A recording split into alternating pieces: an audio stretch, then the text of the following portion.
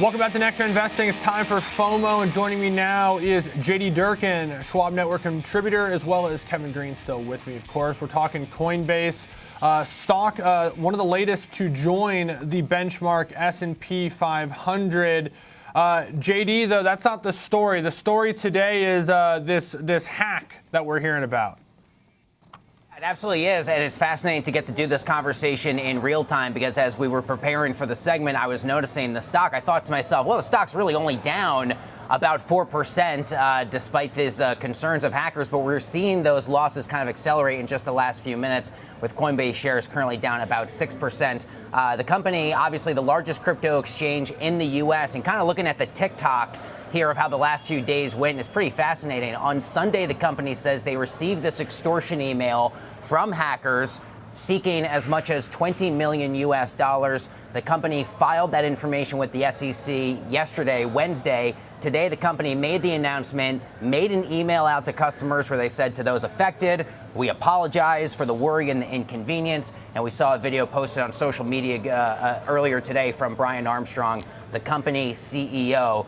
This to me is kind of like a restaurant with a food safety scare. Even if the most sensitive information of the users was not necessarily leaked out to the hackers, this is now the situation for the company, I think, in the minds of many, to have to earn back the trust of their users, which of course accounts for about 100 million people, given that it is the largest crypto exchange in the U.S. So pretty notable bit of news here, putting downward pressure on the shares, understandably, today. Yeah, no doubt. And JD, I want to update too, because you're not wrong. The stock basically in a flash just traded from 253-ish to 240.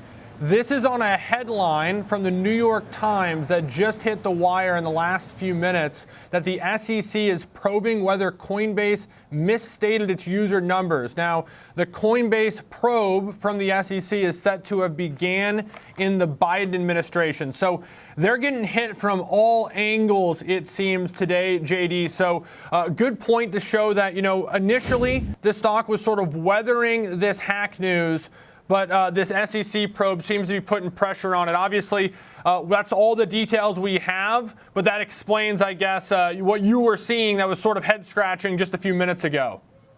Yeah, and it's interesting because I think for a company in the situation, notwithstanding the fact that, of course, the company would like to be highlighting the fact of their inclusion into the S&P 500, what it means for the brand, for crypto holders writ large in the entire industry, not to mention a high-profile acquisition of a derivatives exchange called Deribit in recent days that's based in the Middle East. Those are the sorts of things Coinbase wants to be focused on. But of course, here it now seems to be a drip, drip, drip of news the other way, and pretty fascinating in real time to see that downward momentum on the stock.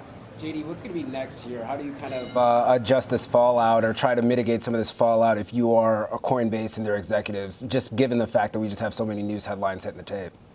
Well, I think that's why I noted that I thought it was interesting. Brian Armstrong was very quick to come out with a social media video. I don't know if he's making the full rounds in media appearances, so to say. But, of course, the old adage is sort of hang a lantern on your problems when there is an issue. Don't hide from it.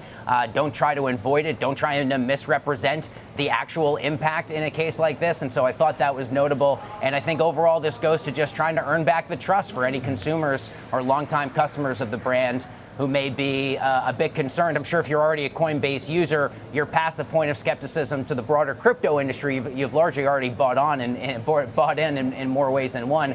But I think continuing to make public comments and trying to address these concerns and, of course, try and get ahead of whatever the latest here is with either the DOJ or the SEC and any of those regulatory headwinds the company may face moving forward as a result. JD Durkin, we appreciate it. Good assessment and update here on what's moving Coinbase as the stock's swinging around pretty wildly here intraday. JD Durkin, Schwab Network contributor.